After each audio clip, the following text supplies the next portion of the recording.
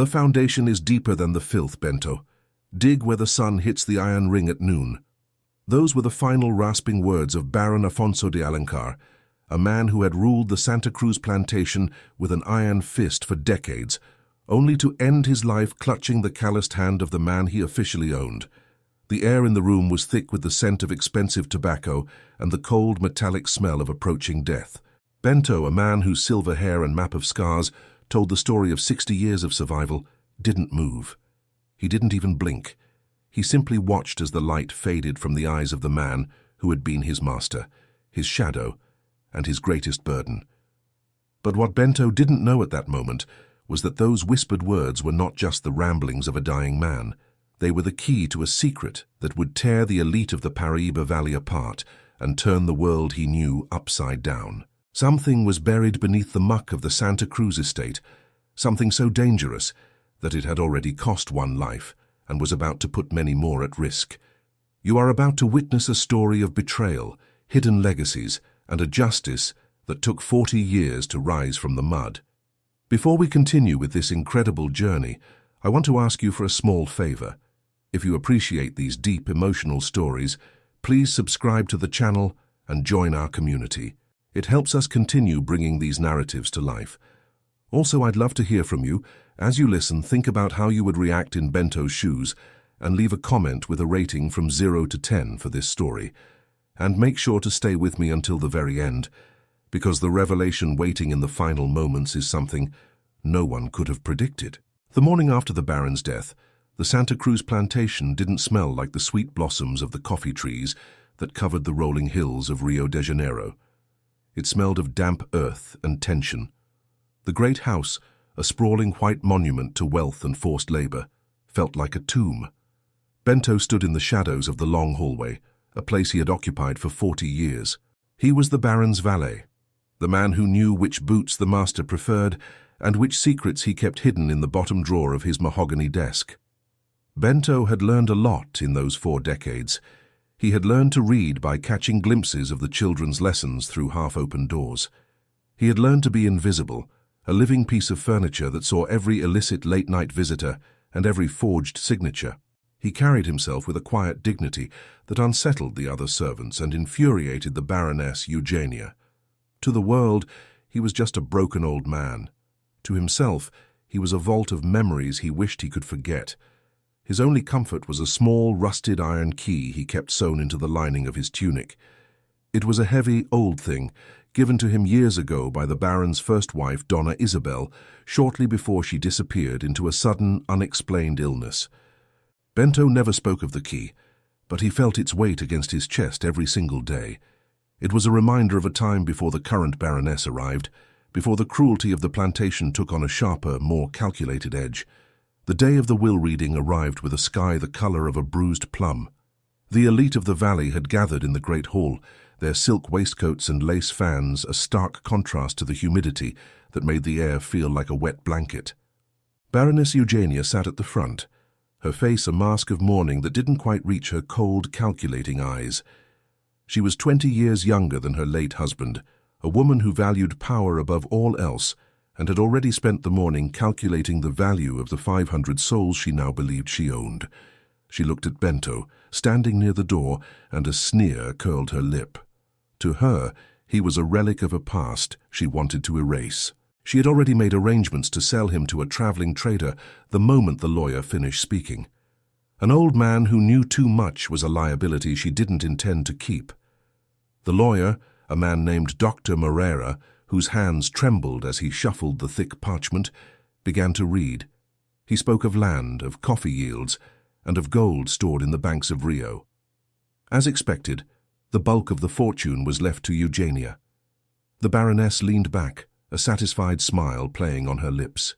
But then Moreira reached the final codicil, and his voice dropped to a nervous whisper. "To my loyal valet, Bento," the lawyer read, his eyes darting toward the Baroness, "I grant full manumission and legal freedom, effective immediately.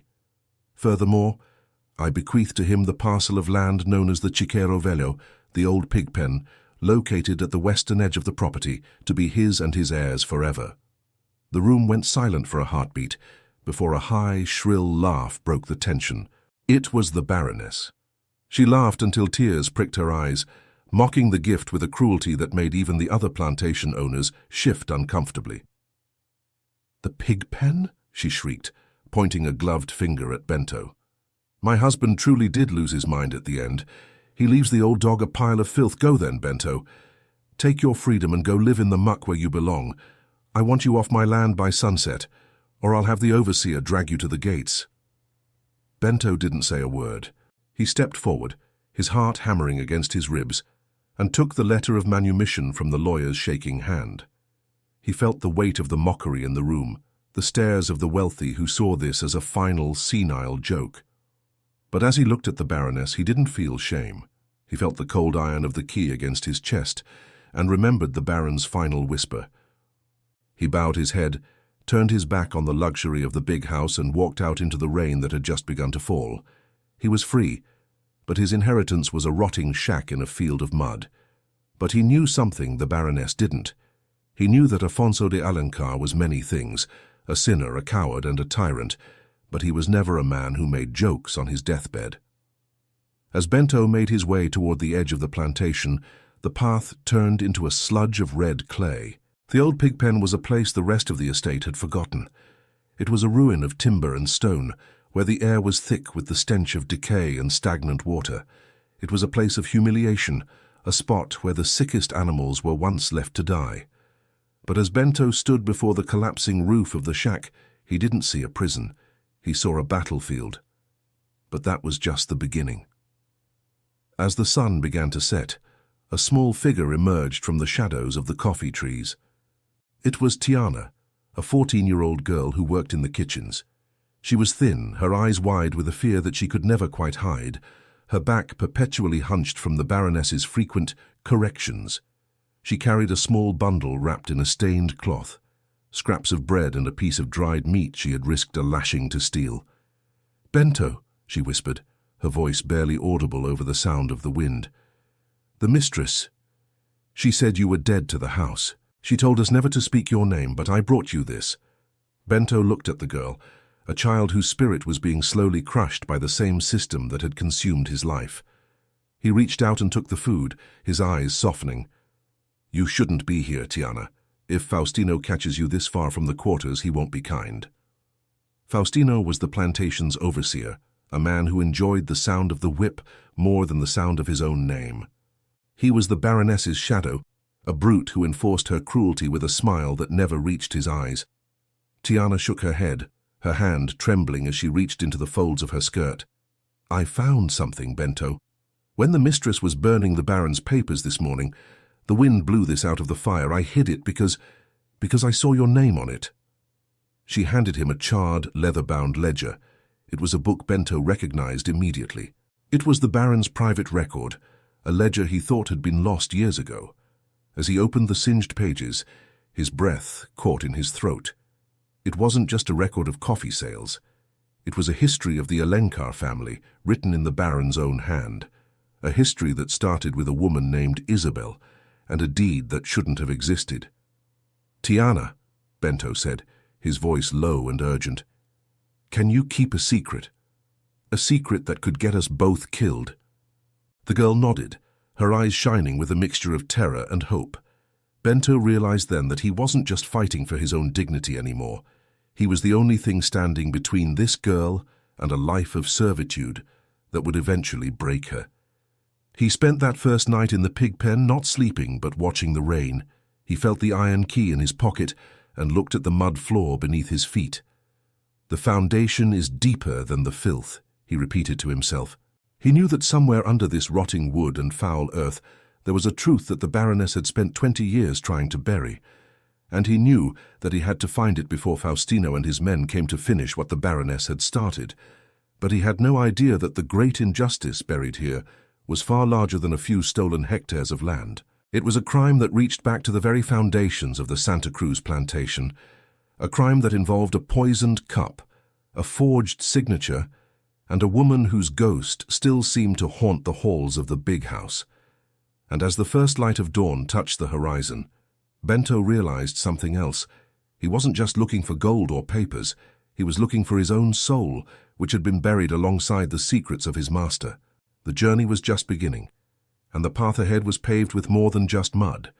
It was paved with the blood of those who had dared to speak the truth. But would an old man and a kitchen girl be enough to take down a woman who had the law, the church, and the money of the entire valley in her pocket? Bento looked at his calloused hands, and then at the rusted iron ring he had just spotted near the corner of the shack, partially hidden by a pile of refuse. The noon sun was hours away, but the hunt had already begun. The air grew colder as the night deepened, and Bento knew that the Baroness wouldn't wait long. She was a woman who didn't like loose ends, and Bento was the loosest end of all.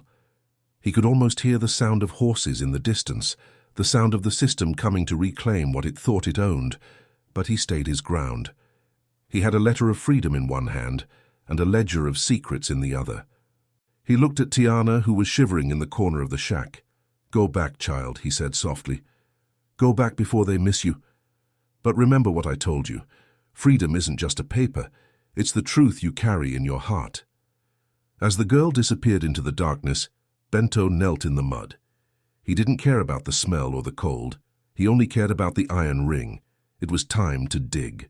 It was time to see just how deep the filth really went. And he knew that by the time the sun reached its peak the next day, the Santa Cruz plantation would never be the same again. But what he was about to find beneath the stone-lined floor of that old forge was something that would make the Baroness's laughter turn into a scream of pure terror. The shadows were moving, the secrets were breathing, and the man they called a slave was about to become the master of their destiny. Bento knelt in the thick, foul-smelling mud of the old pigpen, his fingers trembling as he scraped away layers of filth and rot. The rain had stopped, leaving behind a heavy, humid heat that clung to his skin like a second layer of clothing. He looked up at the sky. The sun was almost at its peak, a pale, blinding disk hanging over the Paraíba Valley. He remembered the Baron's dying breath. "Dig where the sun hits the iron ring at noon." To any outsider, Bento looked like a man who had finally lost his mind.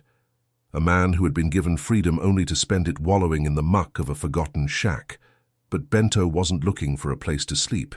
He was looking for the truth that had been buried for 40 years. But there was a problem.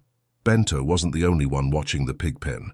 Up at the big house, standing behind the heavy lace curtains of her bedroom window, Baroness Eugenia watched the distant, hunched figure of the old man. She sipped a cup of bitter coffee, her eyes narrowed in suspicion. She had expected Bento to flee, to take his manumission papers and disappear into the forest or toward the city. Why was he staying? Why was he digging in a place that even the vultures avoided? "He's looking for something, Faustino," she whispered, her voice as cold as a tombstone. Behind her, the overseer stood like a dark statue. Faustino leaned against the doorframe, his hand resting on the handle of the heavy whip that never left his side. "It's just a pigpen, mistress. The old fool is probably looking for a place to hide his shame." "No," Eugenia replied, turning away from the window. "My husband was a many-layered man. He didn't leave that specific patch of dirt to a slave out of spite. He left it because of what's underneath it. Keep an eye on him. If he finds so much as a rusted nail, I want to know about it." But Bento was careful. He waited until the shadow of the shack's corner post aligned perfectly with a jagged stone in the floor. As the clock in the plantation's chapel chimed 12 times, a single ray of light pierced through a hole in the rotting roof. It hit a spot near the back wall, illuminating a rusted, heavy iron ring bolted into a flat slab of granite. Bento's heart skipped a beat. This was it. He used a heavy timber to pry at the stone. His muscles, lean and corded from years of labor, strained against the weight. For a moment, nothing happened. The mud seemed to hold the stone in a death grip, but then, with a wet sucking sound, the granite slab shifted. A dark, narrow opening appeared, exhaling a gust of cold, metallic-smelling air. It wasn't a grave. It was a cellar. Bento lit a small stub of a candle he had hidden in his tunic. His hands shook as he lowered himself into the dark.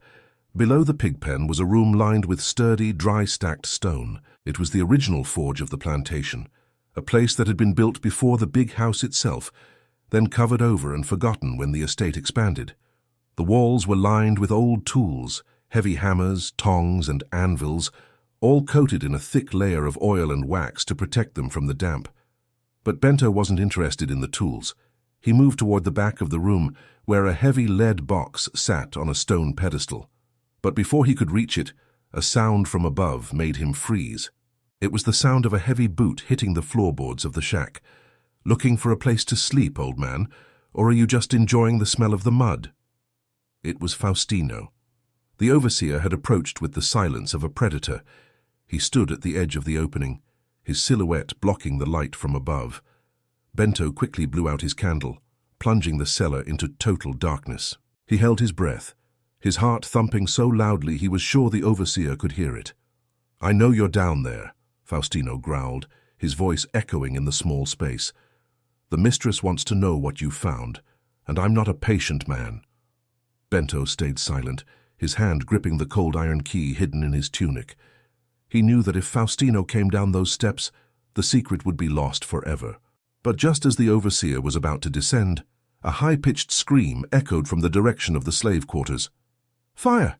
The kitchen is on fire!" Faustino cursed under his breath. A fire was the greatest fear on a coffee plantation. He turned and ran toward the big house, his heavy boots thumping away into the distance. Bento exhaled, a long, shaky breath. He knew who had started that fire. Tiana. The girl had seen Faustino following him and had risked everything to create a distraction. She was only 14, but she had the soul of a warrior.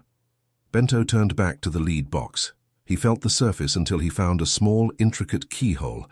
He pulled the rusted iron key from his tunic. It was the key Donna Isabel had given him decades ago. It slid into the lock with a perfect, smooth click. As the lid creaked open, Bento didn't find gold or jewels. He found something far more valuable and far more dangerous. Inside were layers of parchment, protected by oilcloth. There was a deed written in a fine, elegant hand. It wasn't signed by the Baron. It was signed by Donna Isabel's father, the original owner of the wealth that had built Santa Cruz. And there was a letter. Bento's eyes scanned the words, his literacy, the secret skill he had honed in the shadows, now serving as his greatest weapon. The letter was a confession, written by the Baron himself in a moment of drunken guilt years ago. It detailed how Eugenia had slowly poisoned Donna Isabel, and how the Baron had helped cover up the crime to secure the fortune. But more importantly, the deed stated that the plantation was never the Baron's to give away. It belonged to a trust, intended to be dissolved upon the Baron's death and divided among those who had bled into the soil to make it flourish. Bento felt a cold shiver run down his spine. This wasn't just a secret. It was a death warrant. If the Baroness found out he had these papers, she wouldn't just sell him. She would bury him in the very mud he was standing in. But as he looked at the documents, he saw something else, a small velvet pouch. Inside was a heavy gold locket with a portrait of a young woman with kind eyes. Isabel. And behind the portrait was a hidden compartment containing a final piece of evidence, a receipt for a specific medicine purchased by Eugenia just days before Isabel died. "The truth is finally breathing," Bento whispered to the dark walls, but he knew he couldn't stay in the cellar. The fire at the kitchen would be put out soon, and Faustino would return. He carefully replaced the documents in the box, but he kept the confession and the locket tucked into his tunic. He climbed out of the cellar, replaced the stone slab and covered it with a layer of foul mud and straw, just as the first sounds of the returning overseer reached his ears. Bento sat on the edge of the shack's porch, looking like the same broken old man the Baroness had mocked. But inside he was a different man. He was no longer a slave, and he was no longer a victim. He was a keeper of the light. And that was only the beginning. He knew that the Baroness was already planning her next move. She had debts to pay, gambling debts the late Baron had supposedly left behind, and she was planning to sell 50 of the plantation's workers, including Tiana, to a trader from the coast. The sale was scheduled for the day of the Festa do Divino, only a week away. Bento had 7 days to turn a Pigpen into a fortress of justice. He had 7 days to find a way to get these papers to the judge without being killed first. But as he looked out over the coffee fields, he saw Tiana standing at the edge of the woods watching him. She looked exhausted, her face smudged with soot from the fire, but she gave him a small, determined nod. "We're not finished yet, mistress," Bento murmured, his eyes fixed on the big house. "The foundation is deep and the walls are about to come tumbling down." But how could a man who wasn't even allowed to walk through the front door of the courthouse hope to challenge the most powerful woman in the valley? And what would happen when Faustino realized that the old dog in the pigpen was actually a lion waiting to strike? The shadows were lengthening, and the real battle was about to begin. If you want to know how Bento uses these secrets to face the Baroness, make sure you don't miss the next part of this journey. And don't forget to comment with your rating for the story so far. Your support is what keeps these truths alive. The night was as thick as spilled ink, and the only light in the old pigpen came from the dying embers of a small, hidden fire. Bento sat on the dirt floor, the Baron's confession tucked against his chest. He could feel the cold, heavy weight of the iron key in his palm. It had opened the box, but it had also opened a door to a past that was never meant to be remembered. But as he sat there, he realized that having the truth was one thing, surviving it was another. "They're coming for us, Bento. I heard them in the hallway," a voice whispered from the doorway. It was Tiana. She had slipped away from the big house again, her breath coming in ragged gasps. Her eyes were wide with a terror that made her look even younger than her 14 years. She knelt beside Bento, her hands trembling as she clutched a small leather-bound ledger, the one she had saved from the Baroness's fire. "The mistress. She signed the papers tonight," Tiana said, her voice cracking. "The trader from the coast arrived. He's staying in the guest wing. They're selling 50 of us. My name is at the top of the list, Bento. They're taking me away on the morning of the festival." Bento felt a surge of cold fury. The Baroness wasn't just a murderer. She was a thief of lives. She was selling people like Tiana to cover the debts she had likely manufactured herself. But as he looked at the ledger Tiana had brought, he saw something that made his blood run cold. It wasn't just a list of names. It was a record of payments made to a local official, a judge who was supposed to be the pillar of law in the valley. "She's bought the law, Tiana," Bento murmured, his thumb tracing the charred edges of the ledger. "The foundation isn't just under this floor. It's built on the silence of men who have been paid to look away." But Bento knew he couldn't fight this alone. He needed a witness, someone who had seen the crime before it was buried. He remembered a woman named Aunt Maria, the plantation's oldest healer. She had been the one called to Donna Isabel's bedside 40 years ago. She had been the one who had watched the first wife's life ebb away while the Baroness, then just a young, ambitious guest, prepared the medicine. But Aunt Maria was old, and she lived in the furthest corners of the slave quarters, guarded by the fear of Faustino's whip. "Stay here, Tiana," Bento commanded, his voice suddenly sharp. "Hide in the cellar. Don't come out until the sun hits the iron ring.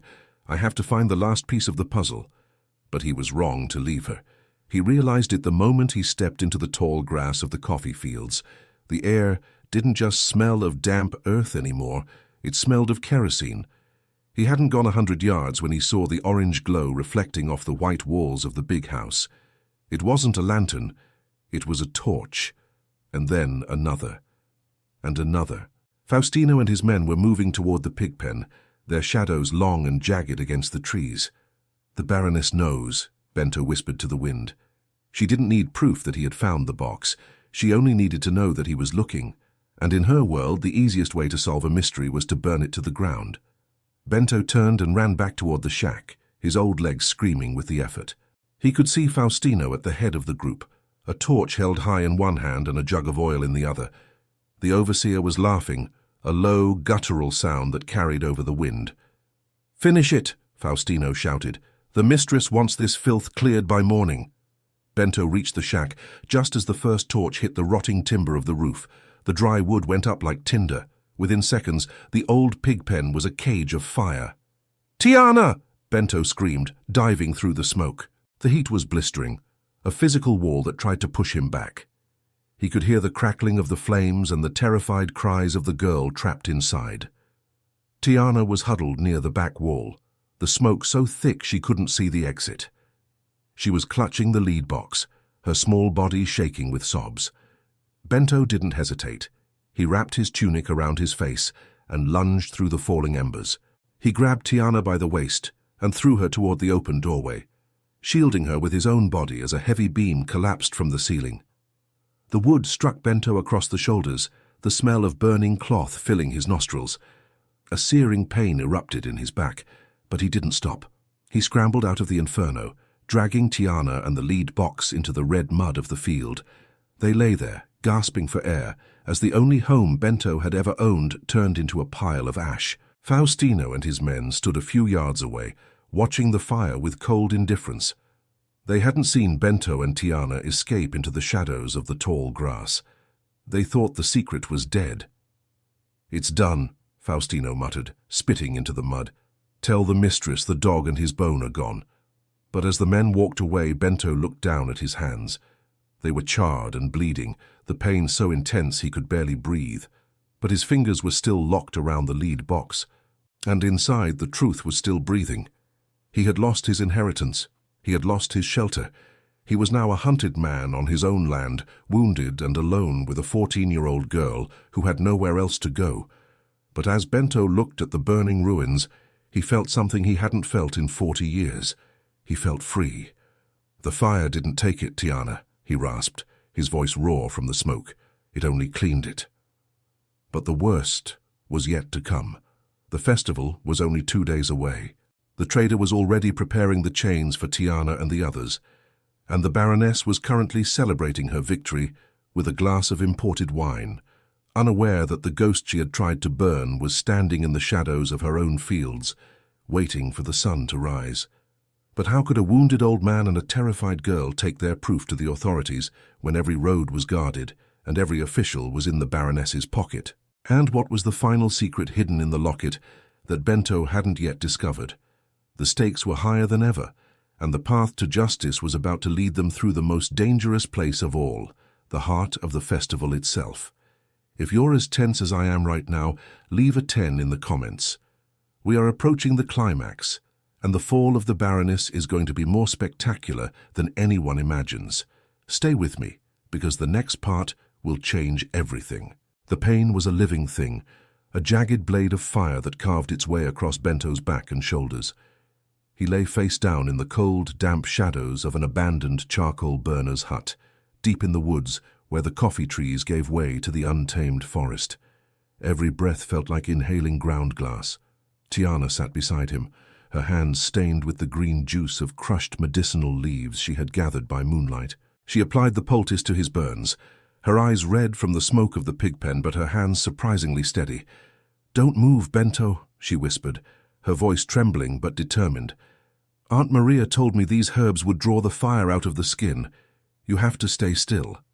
Bento gritted his teeth, his fingers digging into the dirt floor. "There is no time for stillness, child. The sun is already rising, and the bells of the chapel are calling the valley to the festival. Today is the day the trader takes you. Today is the day the Baroness thinks she finally wins." But Bento was more than just a wounded man. He was a man who had finally seen the full shape of the monster he had served for 40 years.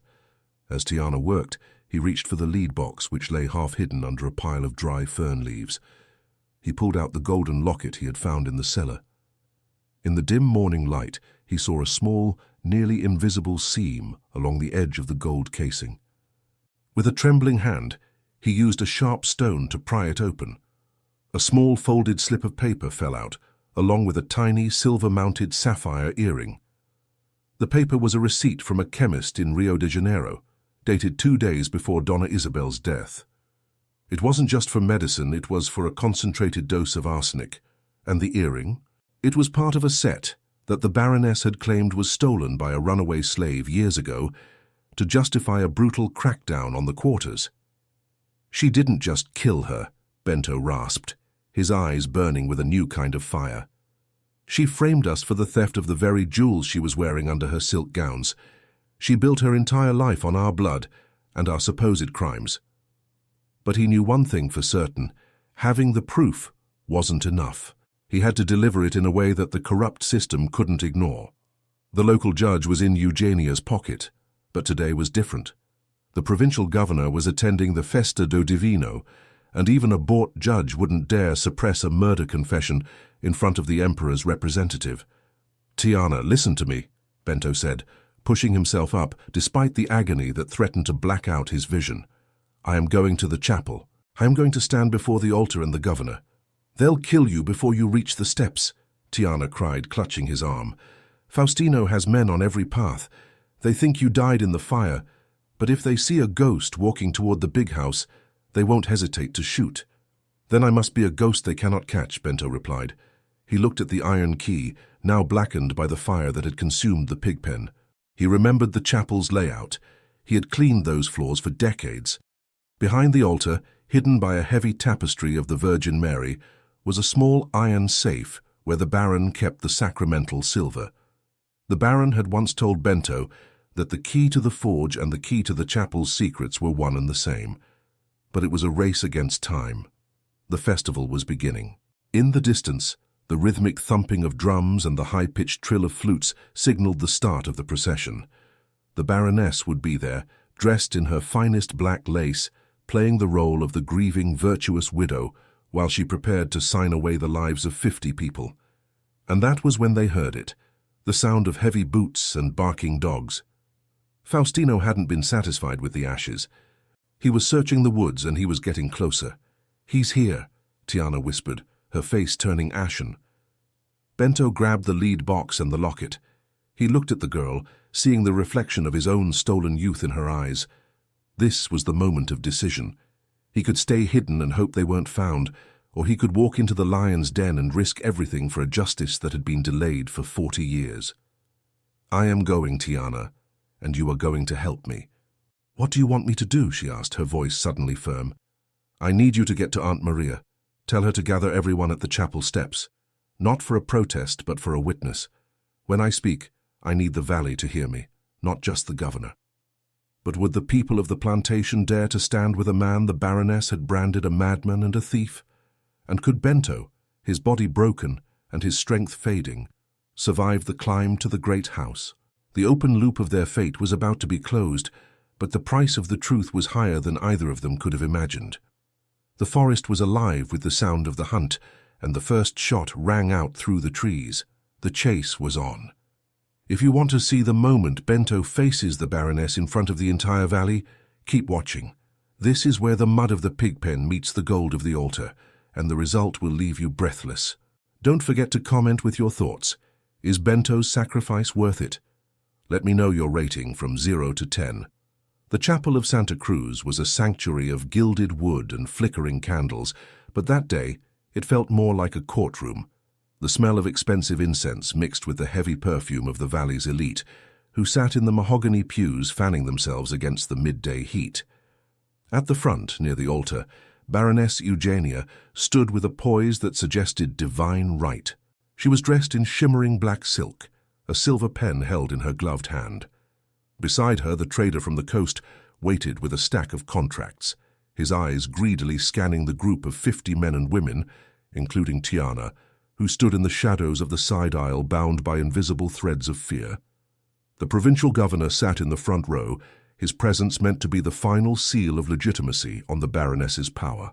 Eugenia leaned down to sign the first contract, her face a mask of cold triumph. She was seconds away from erasing her debts and her past. But then, the heavy oak doors at the back of the chapel were thrown open with a sound like a thunderclap. A figure stood in the blinding light of the doorway.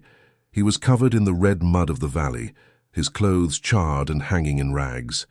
His skin was a map of blisters and ash, and his silver hair was matted with blood. It was Bento, rising like a ghost from the very earth the Baroness had tried to burn him in. A collective gasp rippled through the congregation. Faustino, the overseer, lunged forward with his hand on his pistol, but the governor stood up, his voice booming through the vaulted ceiling. "Stand down," the governor commanded, his eyes fixed on the lead box Bento held against his chest. "Let the man approach." Bento walked down the center aisle, the mud from his feet staining the pristine carpet. He didn't look at the aristocrats who shrunk away from him. He looked directly at the altar. He placed the lead box on the sacred wood and pulled out the blackened iron key. "This box contains the truth of the Alencar family," Bento said, his voice raw but steady. "It contains the confession of a murder and the proof of a stolen legacy." The Baroness laughed, a shrill, desperate sound. "He is a madman, a thief who escaped the fire he started. Excellency, do not listen to this animal." "Read the documents," the governor ordered, ignoring her. He pointed to the plantation's own lawyer, whose hands were shaking so violently he could barely hold the parchment. As the lawyer read the Baron's confession, a deathly silence fell over the chapel. He read of the arsenic Eugenia had fed to Donna Isabel. He read of the forged deeds and the true will that left the land to the people who worked it. The Baroness turned a sickly shade of grey, her hand reaching for the altar to steady herself. "It's a forgery!" she screamed. "He stole those jewels to frame me." Bento didn't say a word. He walked behind the altar to the heavy tapestry of the Virgin Mary. He pulled it aside to reveal a small hidden iron safe that only the Baron and his most trusted shadow knew existed. He slid the iron key into the lock. It turned with a heavy, final click. Inside, nestled in a bed of rotting velvet, was the sapphire earring set. The very ones Eugenia had claimed were stolen by a runaway slave 40 years ago. The governor's face turned to stone. He looked at the Baroness, then at the guard standing by the door. "Arrest her, and the overseer as well. This land is under the protection of the crown until the true deeds are processed." The fall of the villain was absolute. Eugenia screamed as the cold iron of the shackles closed around her wrists, the same iron she had used to destroy so many lives. She was led out of the chapel in front of the very people she had mocked, while Bento, the man she called a dog in the mud, stood as the true master of the truth. But this was only the beginning of a new story. Months passed, and the red mud of the valley no longer felt like a grave. Where the old Pigpen once stood, a modest, clean house now caught the golden light of the setting sun. It was no longer a place of filth, but the foundation of the region's first free school. Bento sat on the porch, his scarred hands finally at rest, watching Tiana teach the younger children their letters. The Santa Cruz plantation was no longer a monument to one woman's greed, but a collective of free farmers. Bento reached into his tunic and pulled out the iron key, now polished and shining. He placed it in Tiana's hand. "Freedom isn't just a paper, child," he said softly.